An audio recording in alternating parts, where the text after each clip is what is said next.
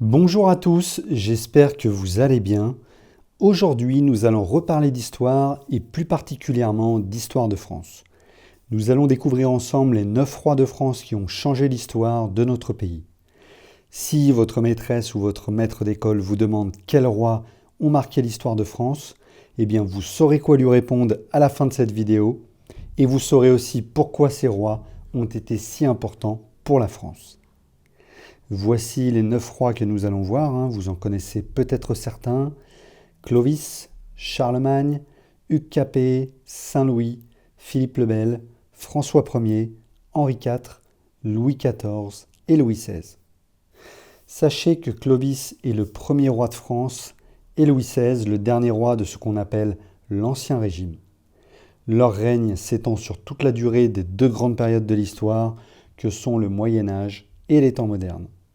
D'ailleurs, si vous êtes intéressé par la frise historique que vous voyez à l'écran, je vous laisse cliquer sur le lien en description de cette vidéo pour en savoir plus. Clovis est le premier roi de la dynastie des Mérovingiens et tout simplement le premier roi de l'histoire de France. Avant lui, le territoire qui correspond à la France actuelle n'était qu'un mélange de petits royaumes germaniques, gallo-romains et francs. En tant que chef des Francs, Clovis a entrepris de réunir ces royaumes sous un seul pouvoir. Son règne a été marqué par une série de conquêtes militaires qui ont agrandi son territoire, mais l'événement le plus décisif reste sa conversion au christianisme. Après la bataille de Tolbiac, Clovis a promis de se convertir s'il en sortait victorieux. Ayant remporté la victoire, il a été baptisé à Reims, scellant ainsi l'alliance entre la monarchie et l'Église catholique.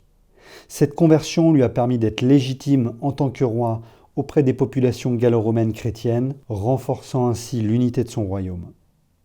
Passons maintenant à Charlemagne. Charlemagne fait partie de la deuxième dynastie des rois de France, celle des Carolingiens. Fils de Pépin le Bref, le fondateur de cette dynastie, Charlemagne a été l'un des monarques les plus influents d'Europe. Il a poursuivi l'œuvre de ses prédécesseurs en consolidant le royaume franc et en étendant considérablement son empire. Il a été couronné empereur d'Occident par le pape à Rome, rétablissant l'idée d'un empire chrétien en Europe de l'Ouest. Mais Charlemagne n'était pas seulement un conquérant, il a aussi été un grand réformateur. Il a accordé une grande importance à l'éducation. Sous son règne, de nombreuses écoles ont été fondées et il a veillé notamment à la préservation des manuscrits anciens, favorisant la renaissance culturelle et intellectuelle qui allait marquer le Moyen Âge.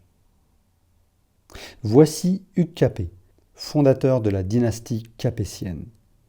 À cette époque, le royaume de France n'est pas encore unifié. Le roi contrôle seulement Paris et ses alentours, tandis que le reste du territoire est divisé en de puissantes provinces indépendantes. Mais grâce à son sens politique, Hugues Capet parvient à poser les bases d'une dynastie qui va dominer la France pendant plus de 800 ans. Son règne est souvent vu comme le début d'une transition vers une monarchie plus stable où le pouvoir du roi se transmet de père en fils. Cette stabilité dans la succession des rois capétiens a été un élément important dans la longévité de cette dynastie. Louis IX, connu sous le nom de Saint-Louis, est une figure marquante de la monarchie capétienne. Souverain très croyant et très juste, il s'est consacré à la réforme de la justice, cherchant à rendre ses jugements plus équitables et accessibles à tous, notamment aux plus pauvres. En plus de ces réformes, Louis IX a mené 2 croisades en Terre Sainte pour défendre les lieux saints de la chrétienté. Bien que ces expéditions aient échoué sur le plan militaire, elles ont renforcé l'image d'un roi profondément attaché à la foi chrétienne. Son règne a également été marqué par la construction de la Sainte-Chapelle, un joyau de l'architecture gothique destiné à abriter des reliques du Christ. Canonisé après sa mort, Louis IX incarne l'idéal du roi chrétien et son règne est souvent perçu comme un âge d'or de la monarchie capétienne. Philippe IV, surnommé Philippe le Bel, a cherché à assurer l'autorité de la monarchie, notamment face au pouvoir de l'Église. Son règne a été marqué par un conflit majeur avec le pape de l'époque, à qui il a contesté l'autorité spirituelle et religieuse. Ce conflit a abouti à l'arrestation du pape et à la délocalisation de la papauté de Rome à Avignon. Philippe le Bel a également réformé l'administration du royaume, notamment en créant des États généraux en 1302. Ces assemblées consultatives permettaient au roi de recueillir les avis des représentants des trois ordres de la société de l'époque, la noblesse, c'est-à-dire les gens ayant des terres, le clergé, qui représente les gens d'église, et enfin le tiers-état, représentant le peuple. Voici maintenant François Ier, le roi capétien de la branche des Valois et le roi emblématique de la Renaissance. Il est souvent associé à l'épanouissement culturel et artistique de la France. Passionné par les arts et les lettres, il a attiré à sa cour des figures importantes de la Renaissance italienne, comme Léonard de Vinci, qui passa les dernières années de sa vie en France. François Ier a entrepris aussi de grands projets architecturaux, tels que la construction du château de Chambord, et il a enrichi la collection royale d'œuvres d'art, dont la célèbre Joconde, qui est actuellement au Louvre. Sur le plan politique et militaire, son règne a été marqué par de nombreuses guerres contre l'empereur Charles Quint, dans une lutte pour la domination de l'Europe. Bien que ces conflits aient été très chers, ils ont contribué à renforcer l'image d'une monarchie française très puissante. Par ailleurs, François Ier a joué un rôle décisif dans la promotion de l'imprimerie en France, favorisant l'éducation et la diffusion des idées humanistes. Voici Henri IV, surtout connu pour avoir mis fin aux guerres de religion qui ont déchiré la France pendant plusieurs décennies. Henri IV est né protestant, mais il s'est converti au catholicisme pour apaiser les tensions religieuses et pour pouvoir accéder au trône. Son édit de Nantes a permis une coexistence pacifique entre catholiques et protestants, marquant un tournant décisif pour la stabilité du royaume. Henri IV a également été un roi réformateur, soucieux du bien-être de son peuple. Il a développé les infrastructures, l'agriculture et a réorganisé les finances du royaume, laissant ainsi à son successeur une France en pleine reconstruction. Louis XIV, le roi Soleil, de la branche des Bourbons, incarne la monarchie absolue dans toute sa splendeur. Il a augmenté son pouvoir en le centralisant dans l'immense palais qu'il a fait construire à Versailles. Un palais qui symbolise encore aujourd'hui la grandeur de son règne.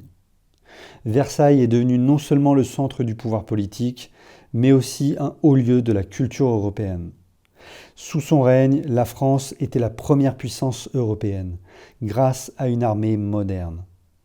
Mais les nombreuses guerres menées par Louis XIV et les dépenses extravagantes de la cour ont fragilisé le royaume et ont laissé la France dans une situation économique difficile à la fin de son règne. Voici enfin Louis XVI, le dernier roi de France avant la Révolution française. Il a hérité d'un royaume en pleine crise, marqué par des difficultés financières et un mécontentement grandissant parmi la population. Bien qu'il ait tenté de répondre aux problématiques du peuple, ses efforts ont échoué face à l'opposition de la noblesse et du clergé. Malgré plusieurs tentatives de négociation, comme la Déclaration des droits de l'homme et du citoyen et la mise en place d'une monarchie constitutionnelle, le pouvoir de Louis XVI a été de plus en plus contesté. Il est arrêté en 1791 après avoir tenté de fuir la France, ce qui a provoqué une rupture définitive avec le peuple. En 1792, la monarchie est abolie et Louis XVI est exécuté le 21 janvier 1793 par guillotine. Sa mort marque la fin de l'Ancien Régime et l'avènement de la Première République en France. Voilà, j'espère que cette présentation des plus importants rois de France vous a plu. N'hésitez pas à liker la vidéo si c'est le cas et à vous abonner à la chaîne pour ne pas rater les prochaines vidéos. Je vous dis à bientôt.